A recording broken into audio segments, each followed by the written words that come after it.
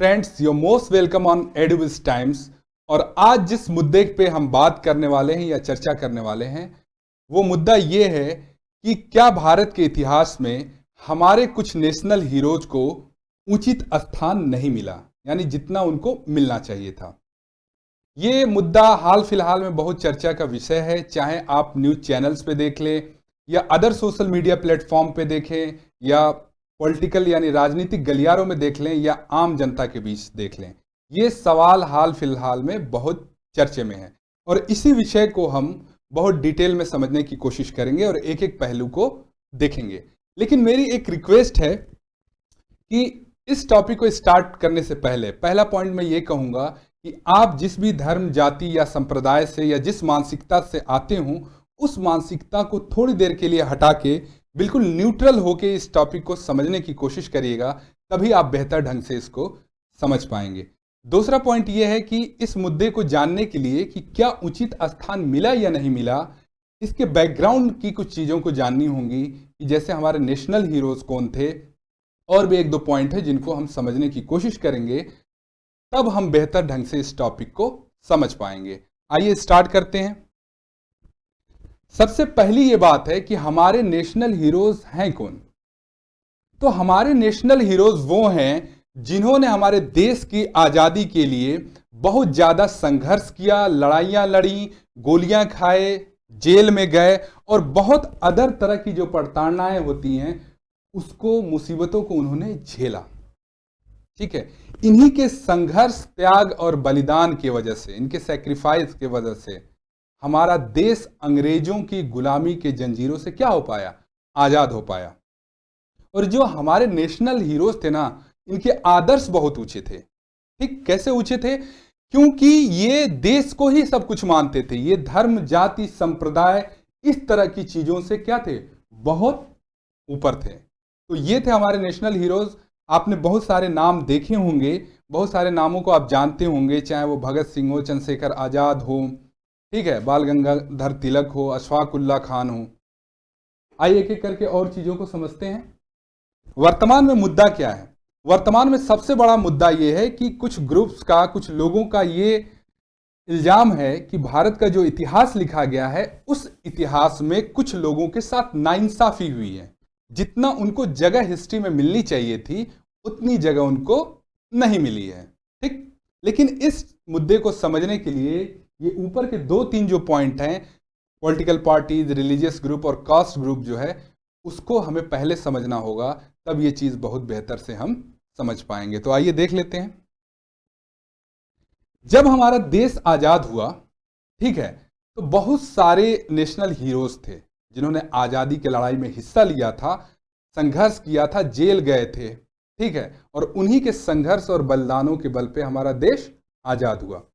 तो जो political parties थी, जैसे पॉलिटिकल पार्टी मान लीजिए कोई ए पार्टी है, बी पार्टी है, सी पार्टी है, तो इस पार्टी ने क्या किया कि उन कुछ नेशनल हीरोज को अपनी अपनी पार्टी की आइडियोलॉजी बना ली।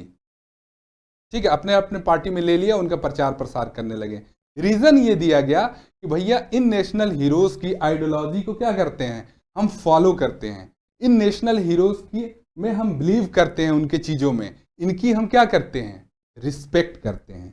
ठीक है, आपने देखा होगा कि बहुत सारे पॉलिटिकल पार्टीज के जो प्रोग्राम होते हैं, जो बैनर हैं, उनके पीछे या जो वो काम करते हैं, वहां पे भी नेशनल हीरोज का वो नाम यूज करते हैं। लेकिन क्या जो तर्क दिया था पार्टियों ने कि भाई हम उनकी आइडियोलॉजी फॉलो करेंगे और उनकी रिस्पेक्ट करते हैं, क्या वास्तव में वही हो रहा है? आइए देखते हैं आज सच्चाई क्या है। सच्चाई आज की ये है कि पॉलिटिकल पार्टीज हमारे नेशनल हीरोज का अब मार्केटिंग के रूप में इस्तेमाल करती हैं, वोट बैंक के रूप में इस्तेमाल करने लगी हैं, और इवन आम जनता में एक इमोशनल कार्ड के रूप में भी इस्तेमाल किया जाने लगा है हमारे नेशनल हीरोज का। और वो कैसे, आप समझने की कोशिश करें। जैसे मान लीजिए कोई पार्टी ए है, ठीक, यहां पार्टी ए है और ये पार्टी बी है। ठीक, और ये पार्टी ए जो है, मान लीजिए भगत सिंह, सुभाष चंद्र बोस या इन लोगों को अपना आदर्श मानती है, उनका प्रचार प्रसार करती है। ठीक, अब जो जनता भगत सिंह, चंद्रशेखर आजाद के बारे में पढ़ेगा तो कहीं ना कहीं वर्तमान में भी उसको ढूंढेगा, और जब वो राजनीति में जाएगा और जब वो वोट देने जाएगा तो वो देखेगा कि हाँ यार, ये भगत सिंह तो इस पार्टी के लोग उनका प्रचार प्रसार करते हैं, तो कहीं ना कहीं एक खिंचाव उसके तरफ बढ़ेगा। और वैसे भी हमारे नेशनल हीरोज को लेके हमारे देश में एक अलग ही तरह का इमोशन होता है, एक अलग ही तरह का जुड़ाव होता है। और उसका फायदा कौन उठा रहा है? ये पॉलिटिकल पार्टीज उठा रही हैं, ठीक, वोट बैंक के लिए, अपनी मार्केटिंग के लिए, और इमोशनल कार्ड के रूप में भी इस्तेमाल कर रही हैं। साथ ही साथ जनता को, ज्यादा से ज्यादा जनता को अपने फेवर में लेने के लिए। अब इससे नुकसान क्या हो रहा है? आप रिस्पेक्ट करते हैं, आप आइडियोलॉजी को मानते हैं, वो चीज तो सही है, बिल्कुल सही है, लेकिन ये जो घिनौनी चीज हो रही है ये बहुत गंदा है। ये चीज नहीं होना चाहिए। नेशनल हीरोज मार्केटिंग के लिए नहीं बने हैं, वो आपके पॉलिटिकल बेनिफिट और लॉस के लिए उनका नहीं इस्तेमाल किया जाना चाहिए। और इससे क्या लॉस होगा वो आइए देखते हैं। लॉस ये है कि ये जैसे पार्टी ए है और पार्टी बी, पार्टी ए ने जैसे 4 लोगों को माना कि हमारे आदर्श हैं, पार्टी बी ने भी 4 लोगों को आदर्श माना। किसको आदर्श? नेशनल हीरोज को। मान लीजिए सुभाष चंद्र बोस को मान रहे हैं और ये मान रहे हैं गांधी जी को, ठीक है। अब जब इनके पॉलिटिकल डिबेट्स होते हैं, इलेक्शन आते हैं, प्रचार प्रसार होता है, तो ये एक दूसरी पार्टी को नीचा दिखाने के चक्कर में उन नेशनल हीरोज को भी नीचा दिखाने लगते हैं। और एक दूसरे पक्ष के लोग दूसरे नेशनल हीरोज को क्या करते हैं? गालियां देने लगते हैं, अपशब्द कहने लगते हैं। आपने बहुत सारे वीडियो सोशल मीडिया पे या बहुत सारी बुक या बहुत सारे लोगों को कहते हुए सुना होगा कि ये नेशनल हीरो सही नहीं है, ठीक है, ये इस किस्म के थे, ये गंदे किस्म के थे, ठीक है, और भी बहुत सारे लांछन लगते हैं, ठीक है। और हर पार्टी एक दूसरे के नेशनल हीरोज पे ये लांछन लगाती है और उनकी जो छवि है उस नेशनल हीरोज की, उसको खराब करने की कोशिश करती है। इससे क्या होता है कि जो नेशनल हीरोज जिन्होंने हमारे देश के लिए, देश की आजादी के लिए अपने प्राण निछावर कर दिए, जेलों में रहे, कितनी यातनाएं सही, ठीक है, कितनी मुसीबतों को झेला और देश को आजाद कराया, उसका आप अपमान कर रहे हैं, उसका आप अनादर कर रहे हैं, ठीक है। और इसके साथ साथ ये चीजें करने से, जैसे पॉलिटिकल पार्टी एक दूसरे के नेशनल हीरोज को जो नीचा दिखाती हैं, उस चक्कर में क्या होता है, कई बार हिंसा और नफरत भी देखने के लिए मिलती है कि दोनों पार्टी के सपोर्टर अपनी अपनी आइडियोलॉजी के चक्कर में लड़ने लगते हैं एक दूसरे से, ठीक है, उसको बढ़ावा मिलता है। साथ ही आप देखेंगे तो दुनिया में हमारे देश की छवि भी खराब हो रही है कि यार ये किस टाइप के लोग हैं कि अपने नेशनल हीरोज को लेकर लड़ रहे हैं, उनको नीचा दिखाया जा रहा है, उनके बारे में जिसका जो मन करता है अपशब्द बोल के चला जा रहा है। सोशल मीडिया पे एक पूरा गैंग काम करता है कि जो एक दूसरे पार्टीज के जो नेशनल हीरोज हैं उसको नीचा दिखाने के लिए कंटेंट बना रहा है। और इवन सबसे शर्म की बात है कि उन पे कोई कार्रवाई नहीं होती है। तो आप समझ रहे हैं कि क्या हो रहा है इन चीजों से, रीजन क्या था, रियलिटी क्या है, और उससे किसका लॉस हो रहा है? अल्टीमेट पूरे देश का लॉस हो रहा है।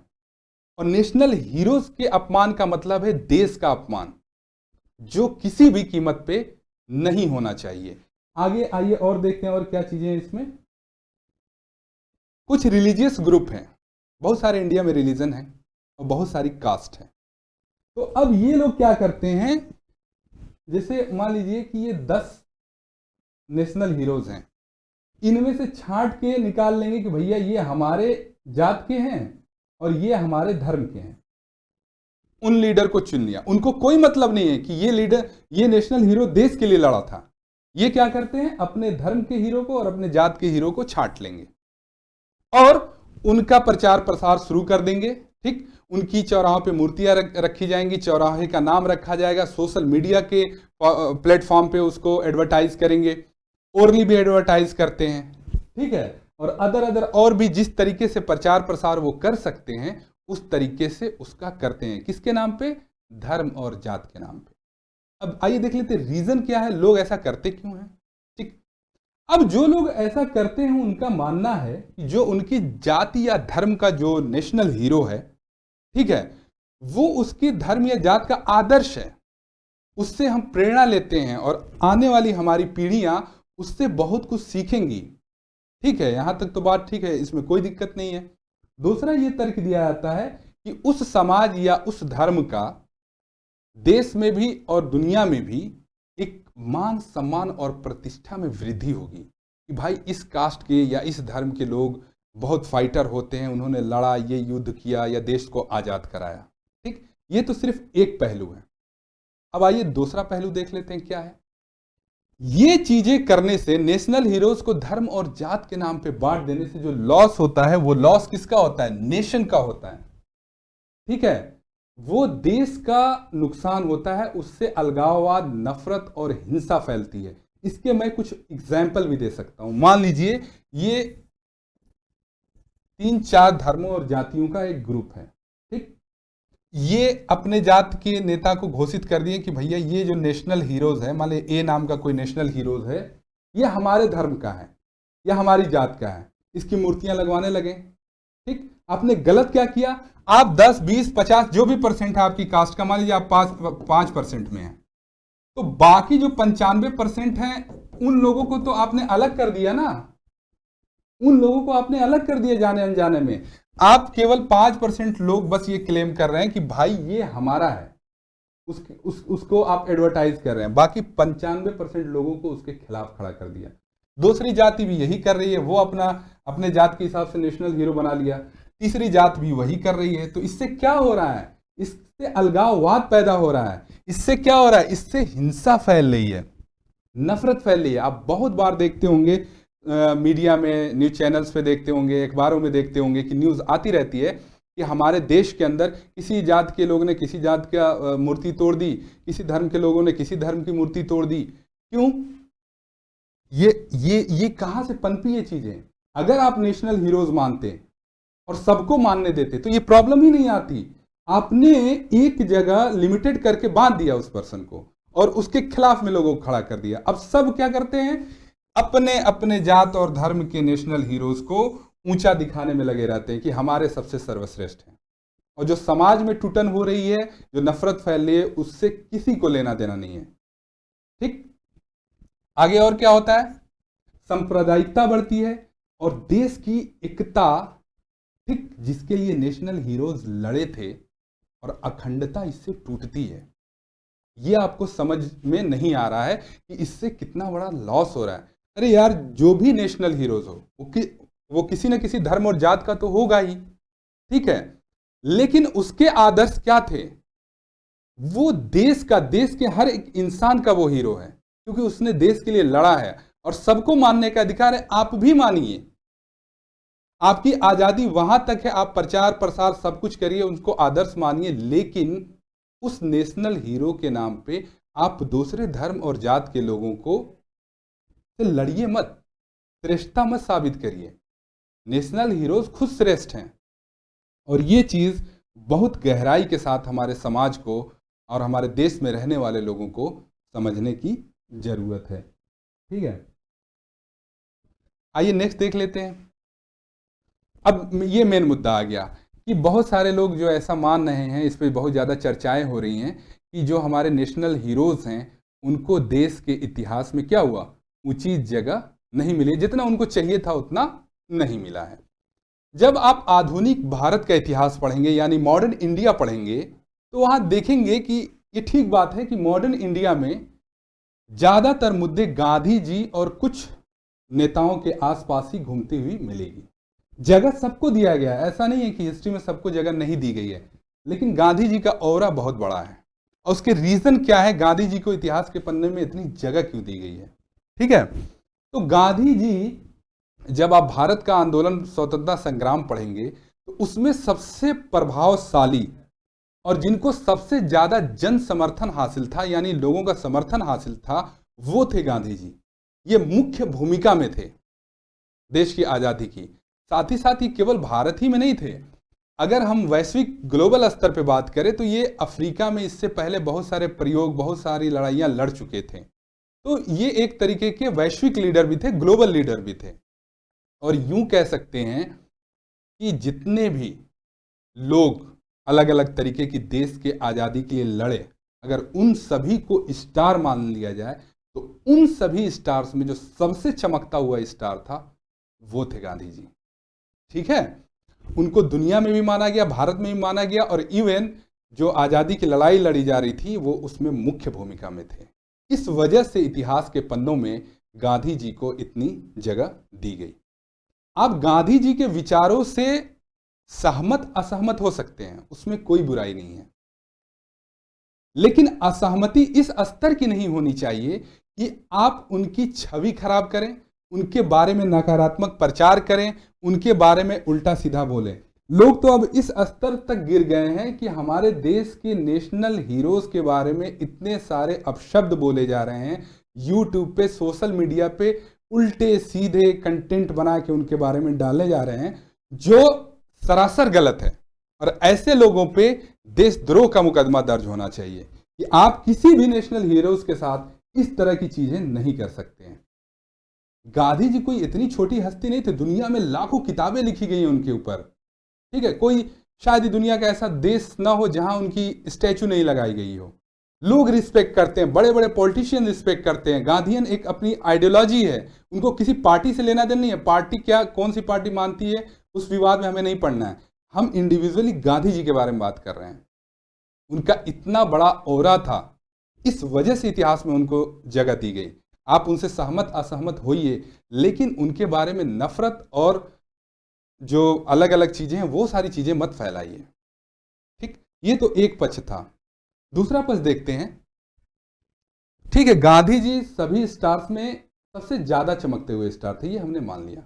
लेकिन इसका मतलब ये नहीं है कि देश की आजादी में जो अलग अलग लोग लड़ रहे थे, जैसे कम्युनिस्ट पार्टी थी, ठीक है, उसके अलावा उग्रवादी दल थे और अदर लोग भी इंडिविजुअल लोग लड़ रहे थे, विदेशों में लोग भारत के लिए लड़ रहे थे, तो उनकी भी भूमिका को कम में नहीं आंका जाना चाहिए। इन सभी लोग का एक ही मकसद था।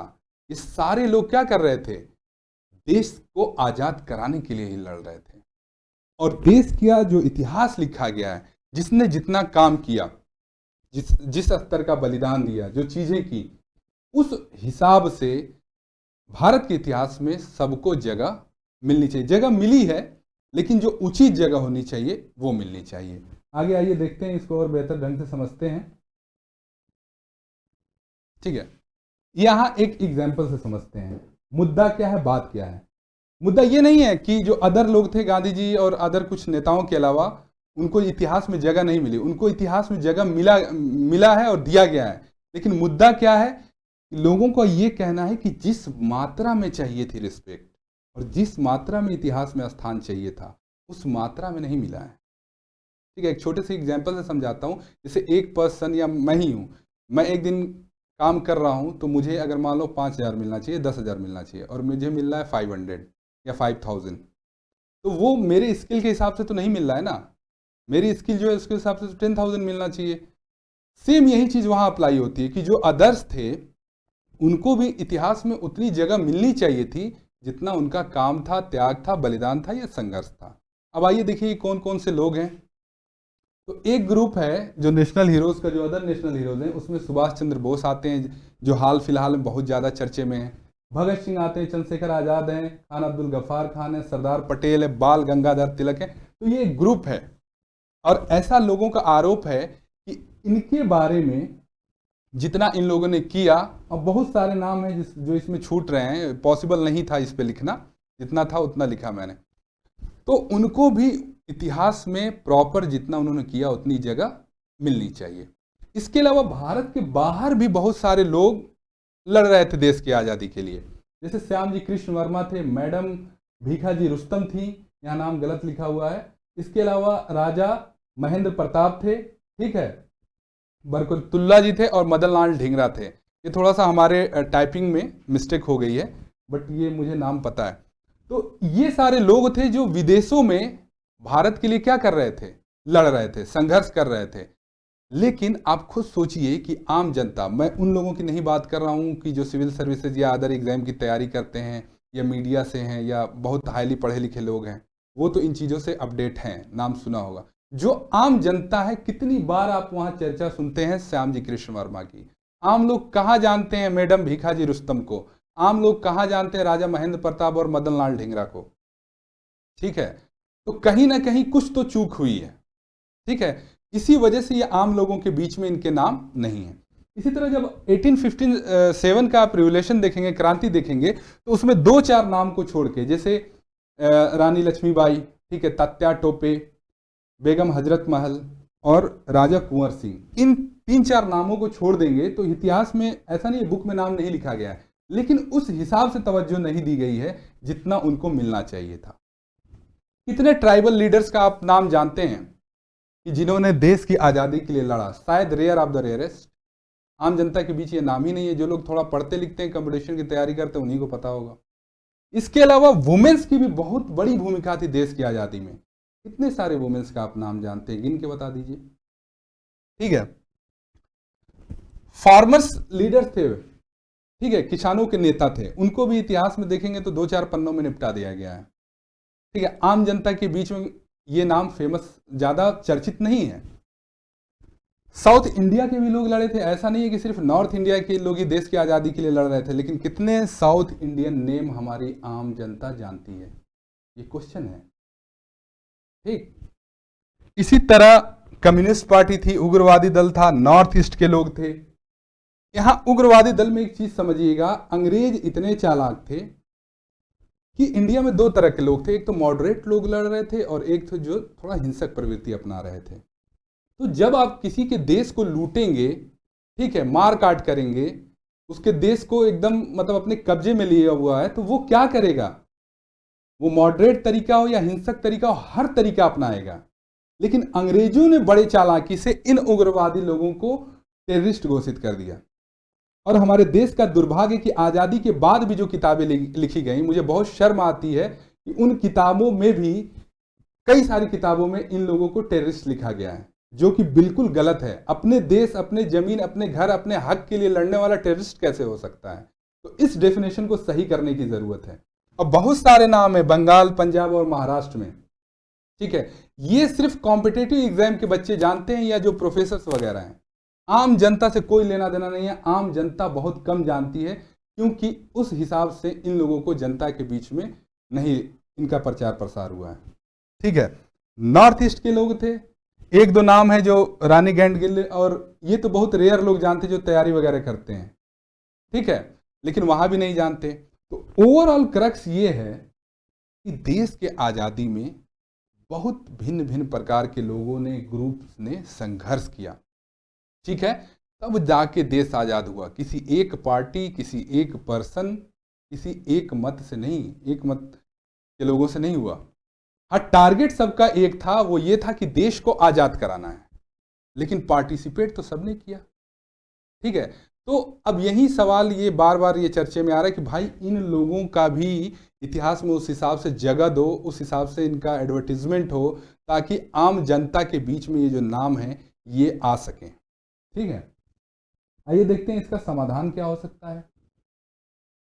तो समाधान ये हो सकता है कि एक तो हिस्ट्री के साथ सबसे पहली चीज ये है कि निष्पक्ष इतिहास लिखा जाए। जो हमारे देश का इतिहास है वो निष्पक्ष लिखा जाए। लेकिन इतिहास पे एक बहुत बड़ा इल्जाम लगाया जाता है, ठीक है, कि जब भी इतिहास लिखा गया, चाहे वो प्राचीन काल हो, चाहे मिडिवल पीरियड हो या चाहे मॉडर्न पीरियड में, हमेशा जो शासक रहा है, जो रूलर वर्ग रहा है, उसका बहुत इंपैक्ट रहा है। और जो इतिहासकार होता है उसके भी साइड से प्रॉब्लम होती है, क्योंकि उसका निष्पक्ष होना बहुत जरूरी है। उसके ऊपर उसके धर्म, उसकी जात, उसके सराउंडिंग्स, उसके क्षेत्र का असर ना है। वो बिल्कुल न्यूट्रल हो, तभी न्यूट्रल हिस्ट्री लिख पाएगा। साथ ही साथ जो ऊपर से दबाव होता है जो रूलर का, वो नहीं होना चाहिए, तभी जाके निष्पक्ष इतिहास लिखा जा सकता है। ठीक है, जब आप पूरे वर्ल्ड हिस्ट्री और इंडिया की हिस्ट्री को पढ़ेंगे तो आपको कई जगहों पे ऐसा लगेगा यार यहाँ पे संशोधन होना चाहिए, कहीं कहीं हिस्ट्री एक तरफा ही भागने लगती है। तो ये बहुत बड़ा एलिगेशन लगाया जाता है, इल्जाम लगाया जाता है इतिहास लेखन पे।